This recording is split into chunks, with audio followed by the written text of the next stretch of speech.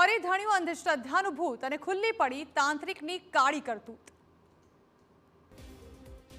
દેવભૂમિ દ્વારકામાં તાંત્રિક વિધિના નામે સોનાના દાગીના પડાવીને છેતરપિંડી આચરનારા 2 આરોપીઓ ઝડપાયા। આરોપીઓએ ફરિયાદીને ખાતરી આપી હતી કે તાંત્રિક વિધિ કરી તમારા ઘરના જે પણ પ્રશ્ન હશે તેનો ઉકેલ લાવીશું અને ફરિયાદી વાતોમાં આવી ગયા। તાંત્રિક વિધિ માટે ઘરમાં રહેલા તમામ દાગીના તાંત્રિક વિધિ માટે માંગ્યા અને વિધિના બહાને આરોપી દાગીના લઈને ફરાર થઈ ગયા। આરોપી દ્વારા એવું જણાવેલું હતું કે તમે સોના કે ચાંદી કે કોઈ એવા દાગીના રજૂ કરશો, એનાથી આપણે તાંત્રિક વિધિ કરશું, જેનાથી તમારી તમામ ઘરની મુશ્કેલીઓ દૂર થશે।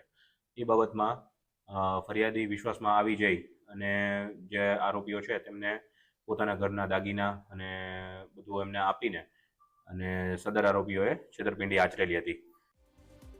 પોલીસે 2 આરોપીઓને દ્વારકા નજીકથી ઝડપી પાડ્યા અને આરોપીઓ પાસેથી 9,32,000નો મુદ્દામાલ જપ્ત કરવામાં આવ્યો। પોલીસની તપાસમાં આરોપીઓએ આચરેલા અન્ય છેતરપિંડીના ગુનાઓનો પણ ખુલાસો થઈ શકે છે।